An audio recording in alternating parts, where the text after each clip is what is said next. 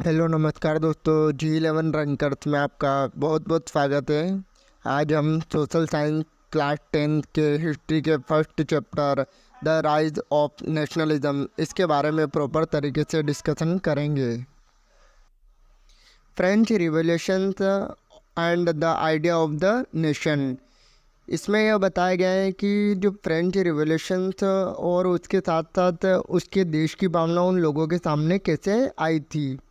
French revolution of 1789 बाद the first clear expression of nationalism. यानी इसमें यह बताया गया है कि जो फर्स्ट क्लियर एक्सप्रेशन जो था नेशनलिज्म के बारे में, जो लोगों के अंदर जो भावना थी नेशनलिज्म की, वो फर्स्ट टाइम 1789 में फ्रेंच रिवॉल्यूशन के साथ लोगों के सामने आई थी। Next step taken by French revolutionaries to create a sense of collective identity amongst the French people. यानी इसमें यह बताया गया है कि लोगों के बीच में जो कलेक्टिव आइडेंटिटी का मतलब होता है कि जो एकता की जो भावना होती है या फिर सामूहिक पहचान जो होती है, तो उसके लिए यहाँ पर अनेक प्रकार से उन्होंने अलग अलग स्टेप जो थे वो उठाए गए। First, ideas of la patrie and le citoyen. इसके बारे में ये बताया गया कि ला पेट्री और ले सिटियोन जो थे पितृभूमि और नागरिक, ले सिटियोन जो होता है नागरिकों के लिए, यहाँ पर विचार व्यक्त किए गए थे। Next, new French flag. यानी इन्होंने जो था, जो नया अपना जो झंडा जो था पहले जिस तरीके से था उससे थोड़ा अलग बना करके एकता की भावना के साथ उन्होंने नया जो फ्रेंच फ्लैग जो था वो बनाया था। Next, state general was elected and rename national assembly. मतलब उन्होंने जो स्टेट जनरल का चुनाव किया था और उसके बाद उसका जो नाम जो था वो बदल करके नेशनल असेंबली रख दिया था। International custom duties and dues were abolish.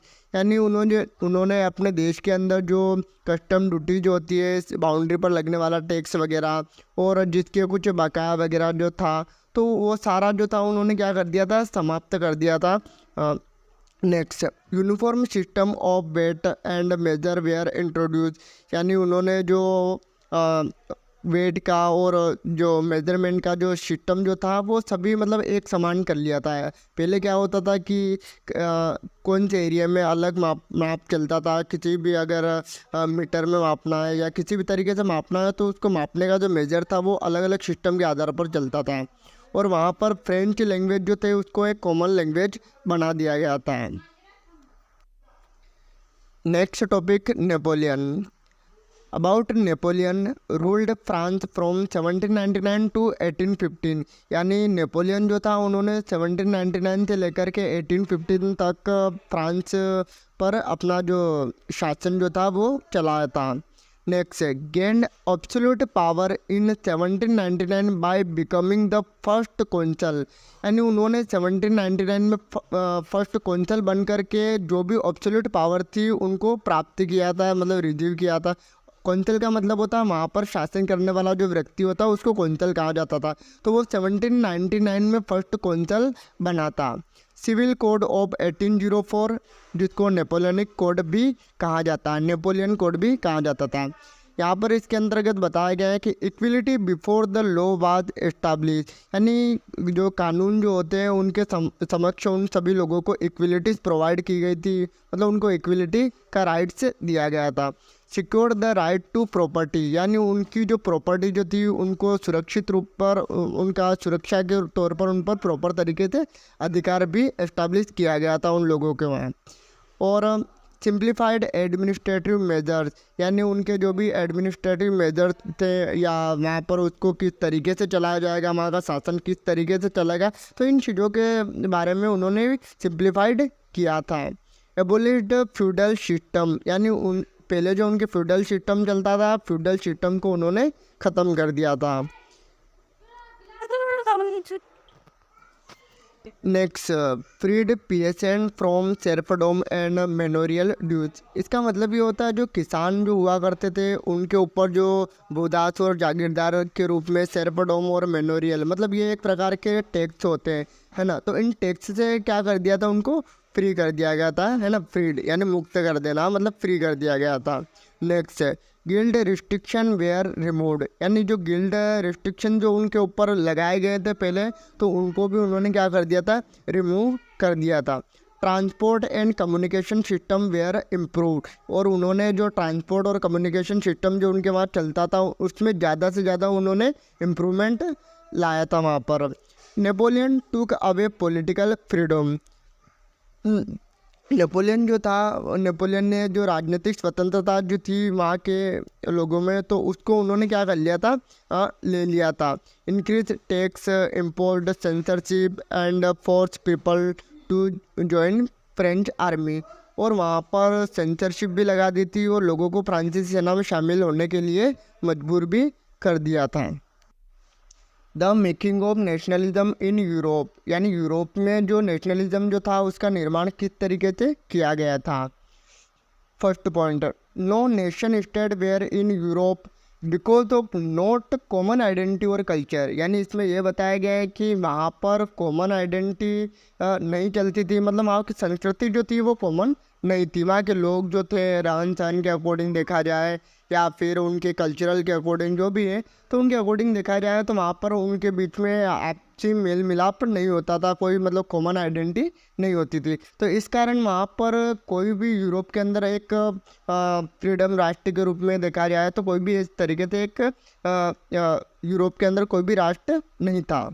Next, people residing in different areas spoke different language, मतलब वहाँ पर ये बताया गया है कि बहुत सारे जो लोग थे वो अलग अलग एरियाज में रहते थे और अलग अलग लैंग्वेजेस का यूज़ करते थे।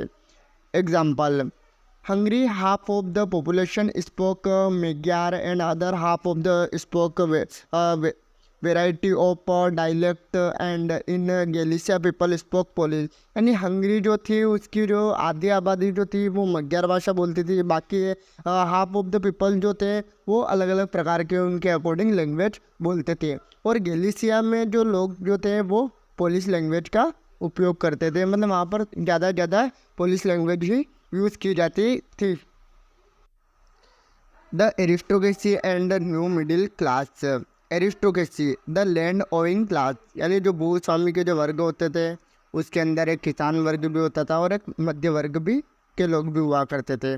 तो इसमें द लैंड ओविंग क्लास यानी जो भूस्वामी के वर्ग वाले जो लोग थे वो spoke French language connected by ties of the marriage, यानी फ्रांसीसी भाषा बोलने वाले विवाह बंधन से जुड़े हुए थे, मतलब जो लैंग्वेज फ्रेंच लैंग्वेज यूज़ करते थे उन्हीं के साथ वो कनेक्टेड थे।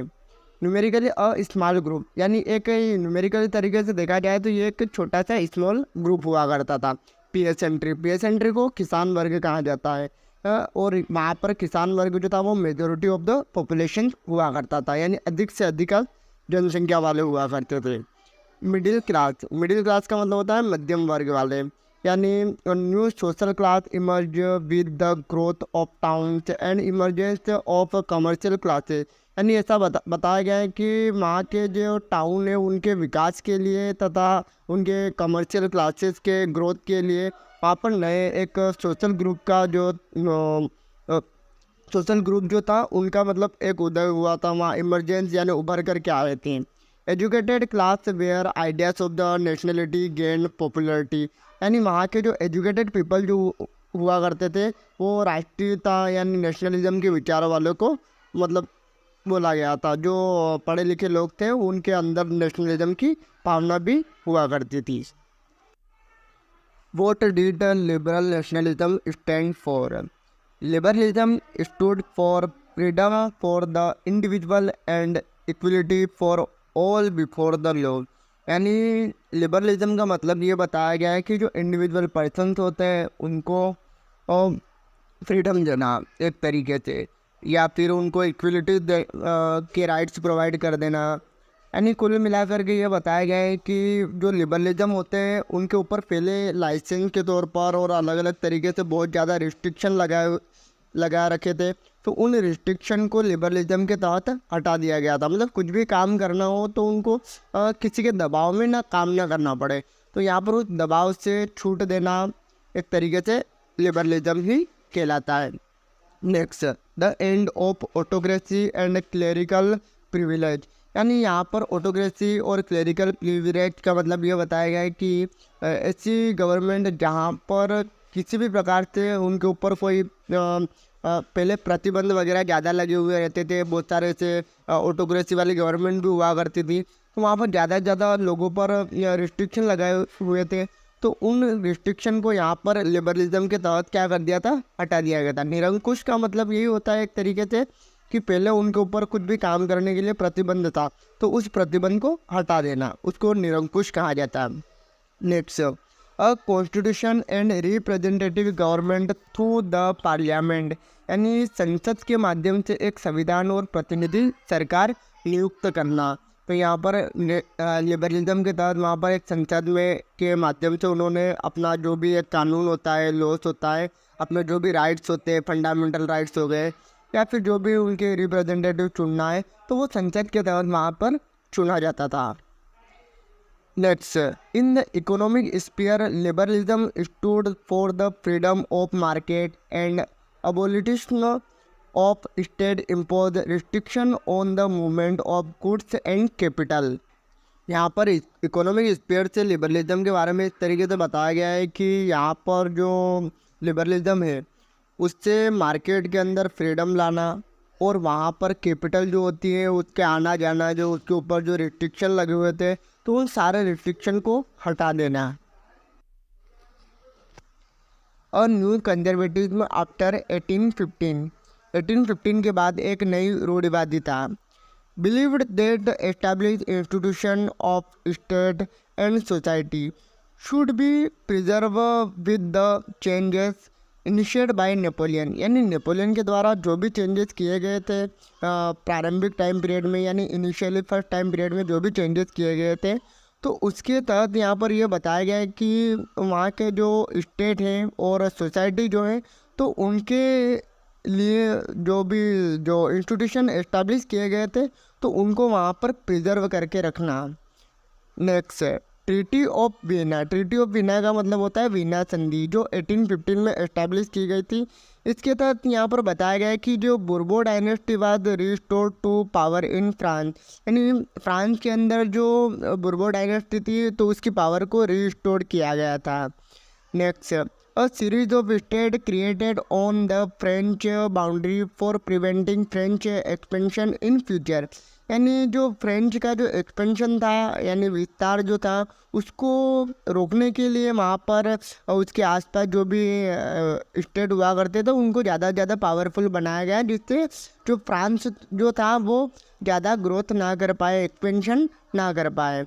Next, German confederation was left untouched, मतलब जो जर्मन कॉन्फेडरेशन जो था वो उससे लिंक नहीं था, वो उसके टच नहीं रह पाया था, अनटचेड रह गया था, मतलब ऐसा बताया गया है। Main intention was to restore the monarchies that had been overthrow by Napoleon, यानी ये बताया गया कि जो नेपोलियन के द्वारा जो गवर्नमेंट जो थी, राजशाही जो थी, उसको वहाँ पर कुल मिलाकर के उसको बहाल करना था, रिस्टोर करना था, ये उनका मेन इंटेंशन था।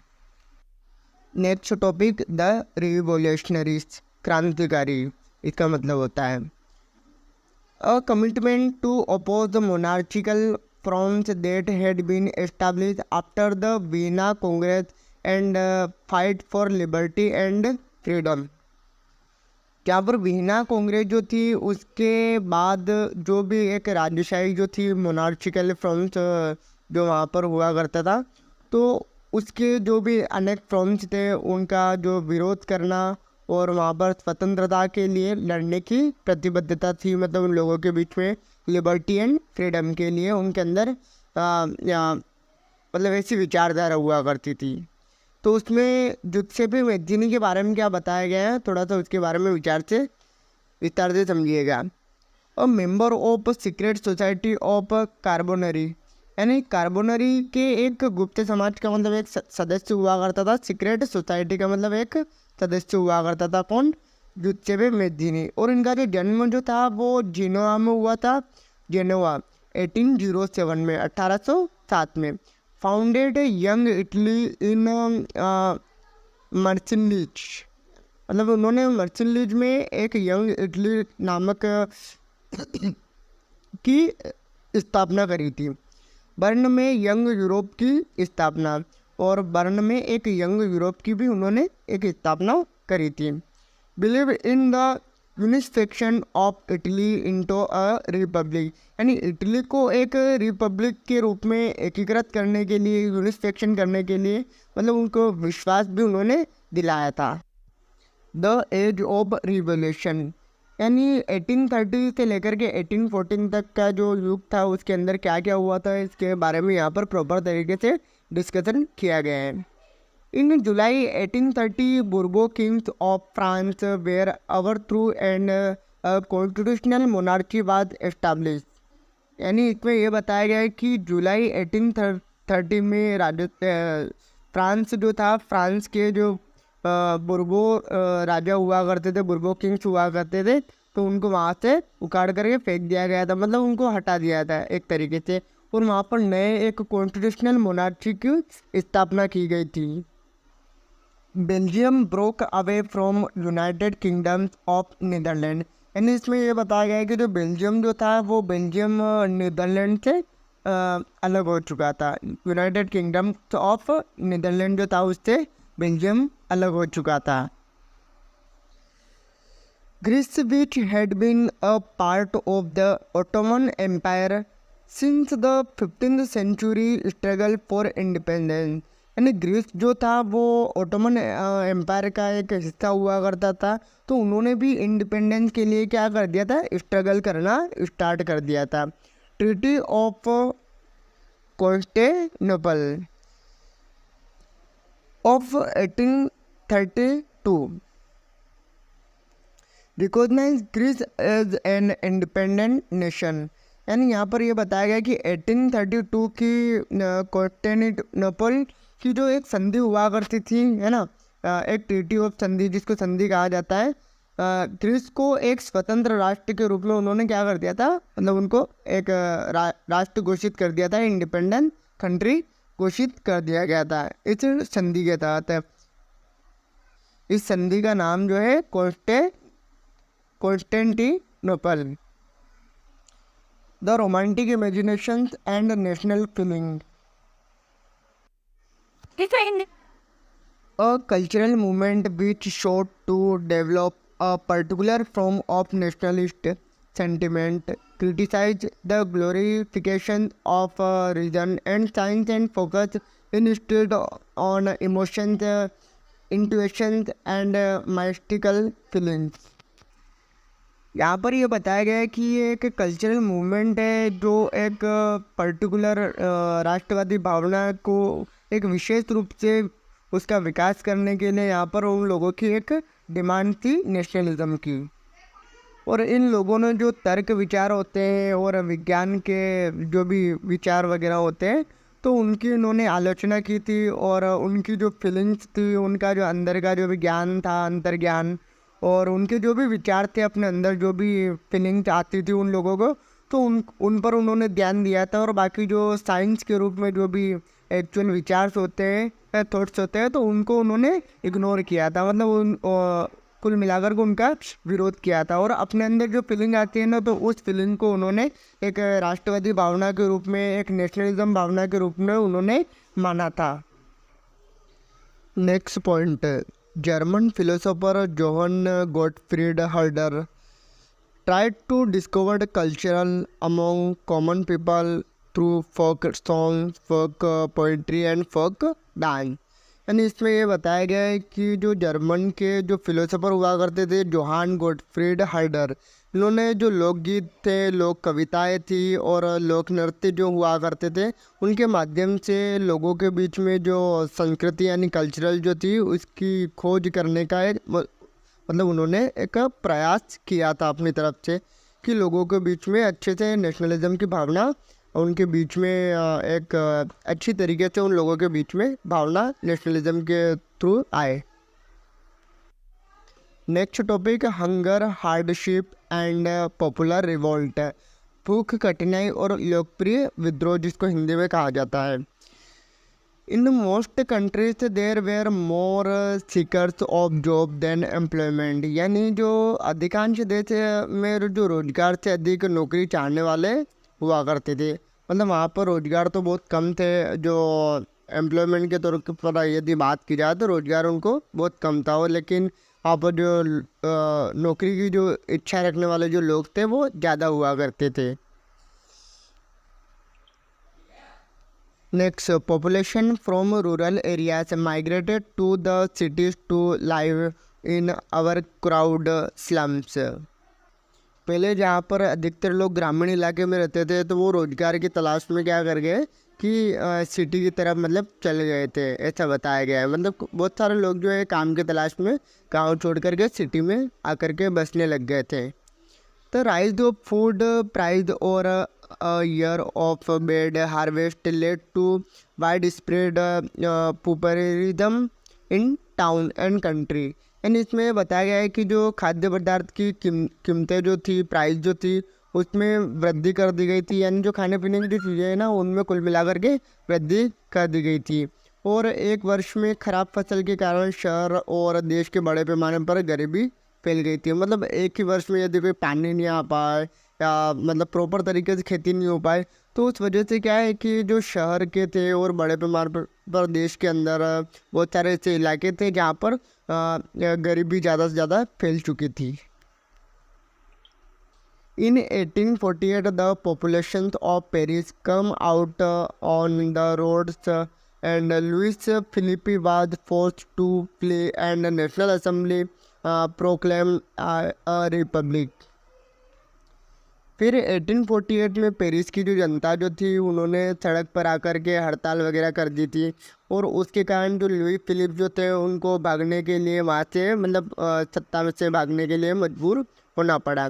और उसके बाद नेशनल असेंबली ने एक नए रिपब्लिक की घोषणा कर दी थी। In 1845 weavers in Silesia led revolt against contractors. यानी ये बताया गया कि 1845 में सिलेसिया में जो बुनकर और ठेकेदार के खिलाफ वहाँ पर मतलब उनके खिलाफ जो विद्रोह जो था उसका नेतृत्व किया था। यानी ये बात बताई गई कि जो बुनकर हुआ करते थे उन्होंने ठेकेदार के खिलाफ विद्रोह मतलब फाइट वगैरह जो थे उनके खिलाफ उनके अगेंस्ट कॉन्ट्रैक्टर जो था वो 1845 में किया था। 1848 the revolution of the liberals. 1848 में जो लिबरल्स हुआ करते थे उनके द्वारा भी रिवोल्यूशन किया गया था। The revolution was led by the educated middle class who combined there demands for constitutionalism with national unification. यानी 1848 में जो रिवोल्यूशन किया गया था तो उसका जो नेतृत्व जो था वो जो एजुकेटेड मिडिल क्लास के जो लोग हुआ करते थे उन्होंने किया था, जिन्होंने संवैधानिक यानी कॉन्स्टिट्यूशनल अपनी जो मांग हुआ करती थी उसमें उन्होंने ये कहा था कि नेशनलिज्म में सभी लोगों को एक यूनिफिकेशन के रूप में साथ में जोड़ा जाए, यानी एक एकता के रूप में उनको साथ में जोड़ा जाए, ऐसा वहाँ के लोग चाहते थे। Next, Frankfurt parliament. On 18th May 1848, members of political association elected 831 representatives who took their place in Frankfurt Parliament, convenes in Church of St. Paul and draft a constitution for German nation। यानी इसमें ये बताया गया है कि 18 मई 1848 को जो political association जो हुआ करता था उसमें 831 रिप्रेजेंटेटिव जो थे उन्होंने सेंट पॉल चर्च में, एक फ्रैंकफर्ट की संसद का नाम है, तो वहाँ पर उन्होंने आकर के अपना जो भी पार्टी थी उसके अकॉर्डिंग उन्होंने अपना गवर्नमेंट के तौर पर एक अपना जो स्थान जो था उसको ग्रहण किया था। और एक और बात इसमें यह बताई गई कि जर्मन राष्ट्र के लिए एक संविधान का मसौदा भी तैयार कर लिया गया था। मतलब जर्मन राष्ट्र जो था उसका संविधान कैसे रहेगा, वहाँ पर क्या रूल्स टर्म्स एंड कंडीशन किस तरीके से रहेंगे, तो उसको भी वहाँ पर उस संसद के अंदर तैयार कर लिया गया था। It was oppose by king of Prussia. and also lost its social basis as no right were given to workers and women। यानी जो प्रूशिया के जो राजा हुआ करते थे उन्होंने इसका विरोध किया था और उन्होंने जो उसका जो बेस हुआ करता था, सोशल बेस जो हुआ करता था, तो उसके तहत उन्होंने ना तो किसी वर्कर को कोई राइट्स दिया था और ना ही वुमेन्स जो थी उनको कोई राइट्स दिया था। तो उन्होंने जो उसका जो मेन सोशल इंटेंशन जो था उनका, उसको भी उन्होंने क्या कर दिया था, खो दिया था। तो इस कारण वहाँ के जो ऑटोक्रेटिक मोनार्चीज यानी जो निरंकुश सरकार की जो हुआ करती थी, तो उनको वहाँ पर कुछ बदलाव लाने के लिए उनको ज़्यादा से ज़्यादा फोर्स किया था उन लोगों ने। तो इस कारण वहाँ की जो एक प्रथाएं चलती थी, जैसे दास प्रथा, जिसको शेरफोर्डोर्म एंड बॉन्डेड लेबर, यानी जो मतलब वहाँ पर बंधत्व के रूप में वहाँ पर मजदूरी करते थे, तो इसको मतलब वहाँ पर ख़त्म करना पड़ा था। वहाँ की जो निरंकुश सरकार हुआ करती थी, ऑटोक्रेटिक मोनार्ची जो हुआ करती थी, तो उस सरकार के द्वारा क्या करना पड़ा कि जो बॉन्डेड लेबर जो थे और शेरफोर्डोर्म जो ये प्रथाएं पहले चला करती थी, तो इनको उन्होंने क्या कर दिया था, समाप्त कर दिया था। हंगरीज वेयर ग्रांटेड मोर ऑटोनॉमी, और जो हंगरी वासी के जो लोग हुआ करते थे उनको ज़्यादा से ज़्यादा ऑटोनॉमी यानी स्वायत्तता प्रदान की गई थी। The making of Germany and Italy, यानी जर्मनी और इटली का निर्माण किस तरीके से हुआ था। First Germany, Otto von Bismarck with the help of Prussian army and bureaucracy took on the leadership of the movement for national unification। यानी ओटो वेन बिस्मार्क ने जो प्रूशिया की जो आर्म फोर्स हुआ करती थी और ब्यूरोक्रेसी जो थी उसकी मदद से नेशनलिज्म यानी जो यूनिफिकेशन, नेशनल यूनिफिकेशन जो था उसका जो मूवमेंट हुआ करता था, उसका जो नेतृत्व था वो उन्होंने संभाल लिया था। The making of Italy, Italy was divided into 7 states, of which only Sardinia, Piedmont was ruled by Italian princely state। यानी जो इटली जो थी उसको 7 राज्यों में यानी 7 स्टेट में उसको विभाजित किया गया था, जिनमें से केवल सार्डिनिया, पिडमोंट पर ही एक इटालवी जो रियासत हुआ करती थी उसी का एक शासन हुआ करता था। Initially, a unification program was initiated by Giuseppe Mazzini, but it failed। यानी जो फर्स्ट टाइम इनिशियली टाइम में Giuseppe Mazzini जो हुआ करते थे उन्होंने एक एकीकरण का कार्यक्रम शुरू किया था वहाँ पर, लेकिन वो सफल नहीं हो पाया था। Chief minister Cavour led to movement with the help of Giuseppe Garibaldi। फिर वहाँ के जो चीफ मिनिस्टर काबर जो हुआ करते थे उन्होंने इस मूवमेंट का जो नेतृत्व जो था, लीडरशिप जो थी, वो जुसेप्पे गैरिबाल्डी की मदद से उन्होंने इसका नेतृत्व किया था। इन 1861 victory Emmanuel second was proclaim king of United Italy. यानी 1861 में जो विक्टर एमेनुएल जो थी जो हुआ करते थे उन्होंने संयुक्त इटली का मतलब राजा घोषित कर दिया गया था। ये जो पूरा जो इटली जो था उसका जो राजा जो था वो 1861 में विक्टर एमेनुएल को घोषित कर दिया गया था। द मेकिंग ऑफ इटली के साथ साथ वहाँ पर एक ब्रिटेन में कुछ स्टैंड केस भी हुआ करते थे। उसका एक मामला जो था वो किस प्रकार था उसके बारे में यहाँ पर अपन चर्चा करेंगे। In 1688 England establish as a nation state, यानी 1688 में इंग्लैंड जो था एक राष्ट्र राज्य के रूप में स्थापित हो चुका था। English parliament seized power from the monarchy, जो इंग्लिश पार्लियामेंट जो थी अंग्रेजी संसद ने जो भी मोनार्ची पावर जो चलती थी उससे मतलब उन्होंने अपनी जो सत्ता थी वो छीन ली थी। The Act of Union 1707 resulted in the formation of the United Kingdom of Great Britain। इसमें यह बताया गया है कि यूनियन 1707 के अधिनियम के तहत United kingdom of great Britain का मतलब वहाँ पर एक गठन किया गया था। इन 1801 Ireland was forcibly taken by the British after the failed revolution।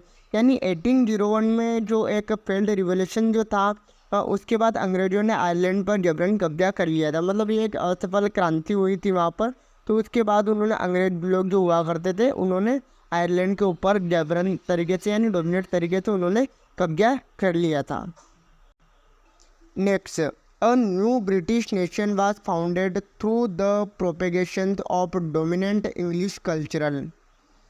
एक प्रमुख अंग्रेजी संस्कृति के प्रचार के माध्यम से एक नए ब्रिटिश राष्ट्र की भी स्थापना की गई थी। मतलब उसका एक प्रचार किया गया था अंग्रेजी संस्कृति का, अंग्रेजी कल्चरल जो था, तो उसके माध्यम से एक नए ब्रिटिश राष्ट्र यानी ब्रिटिश नेशन की स्थापना की गई थी। विजुअलाइजिंग द नेशन यानी राष्ट्र की कल्पना जो थी वो किस तरीके से की गई थी। Nation were portrayed as a female figure allegory, यानी जो राष्ट्र जो था, एक देश जो था, उसको महिला की छवि के रूप में उन्होंने चित्रित किया था। यानी एक राष्ट्र की कल्पना के रूप में महिला को सबसे पहले आगे किया गया था। The female form that was choice to personify the nation did not stand for any particular woman in real life. Rather, it sought to give the abstract idea of the nation concrete form. लेकिन अगर actually रूप से देखा जाए तो किसी भी देश में जो भी महिला को वहाँ पर चुना गया था, एक डायग्राम जो चित्र बनाया गया था, तो उसमें महिला को पहले प्रायोरिटी दी गई थी। लेकिन अगर रियल लाइफ में देखा जाए तो महिला को कहीं भी उन्होंने आगे नहीं किया था किसी भी काम में। कौन सा भी वॉर हो गया है, चाहे किसी भी तरीके की सिचुएशन तो वहाँ पर महिला को उन्होंने किसी भी प्रकार की प्रायोरिटी नहीं दी थी। लेकिन उन्होंने जब नेशन को विजुअलाइज किया था तो उस समय सिर्फ महिलाओं को ही उन्होंने आगे खड़ा किया था, बल्कि उससे राष्ट्र के जो अटेंड आइडियाज़ थे उनको एक ठोस रूप देने की कोशिश की थी। मतलब उन्होंने महिलाओं को सम्मान देने के लिए, उनको अच्छा बताने के लिए एक देश की कल्पना के रूप में उनको विजुअलाइज किया था। Next, in France the allegory was christened as Marianne, in Germany Germania became the allegory. यानी इसमें ये बताया गया है कि जो फ्रांस में जो क्रिस्टिनेट जो था उसको एक मेरियन नाम दिया गया था, और जर्मनी में जो जर्मेनिया बिकेम द एलिगोरी, यानी जर्मेनिया को एक रूपक के रूप तौर पर माना गया था। यानी कुल मिलाकर के ये बताया गया है कि जर्मेनिया बिकेम द एलिगोरी, यानी जर्मेनिया को एक एलिगोरी के रूप में माना गया था। Last and final topic, nationalism and imperialism. The Balkan comprised modern-day Romania, Bulgaria, Albania, Greece, Macedonia, Croatia, Bosnia, Herzegovina, Slovenia, Serbia और मेटेनग्रो, इनको मतलब वहाँ पर शामिल किया गया था।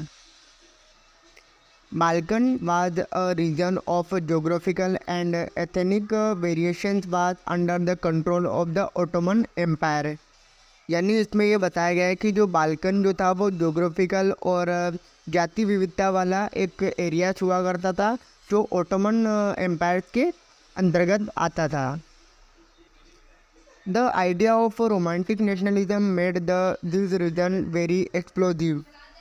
यानी जो रोमांटिक नेशनलिज्म का जो विचार आया था वहाँ पर, तो इस विचार ने वहाँ के एरिया के जो लोग जो हुआ करते थे उनको ज़्यादा से ज़्यादा उन्होंने एक्सप्लोसिव बना दिया। एक्सप्लोसिव का मतलब होता है विस्फोटन बनाना। The Balkan state were fiercely jealous of each other and each hope to gain more territory at the expenses of each other। यानी जो बाल्कन राज्य जो थे वो एक दूसरे से बहुत मतलब ज़्यादा ईर्ष्या करते थे। मतलब उन दोनों की आपस में लड़ाई ज़्यादा हुआ करती थी। प्रत्येक एक दूसरे की कीमत पर अधिक क्षेत्र हासिल करने की आशा रखते थे। मतलब वो ज़्यादा से ज़्यादा एरिया जो था अपने अंडर में करना चाहते थे। European power were also looking for the extend their control over the area. यानी जो यूरोपियन शक्तियाँ जो हुआ करती थी इस क्षेत्र पर अपना नियंत्रण ज़्यादा से ज़्यादा बढ़ाना चाह रही थी। This led to series of wars in region and finally resulted in the first world war. इस क्षेत्र से युद्धों की श्रृंखला शुरू हो चुकी थी, अतः ये मतलब इसको फर्स्ट वर्ल्ड वॉर कहा गया था। Thank you. यदि आपको कोई टॉपिक नहीं समझ आए तो आप कमेंट ज़रूर करिएगा, आपको वापस से रिवाइज करवाया जाएगा इस पूरे चैप्टर को वन शॉट वीडियो के माध्यम से। प्लीज़ चैनल को सब्सक्राइब, लाइक और शेयर करना न भूलें। ज़्यादा से ज़्यादा शेयर करें और अपने दोस्तों तक पहुँचाएँ। Thank you.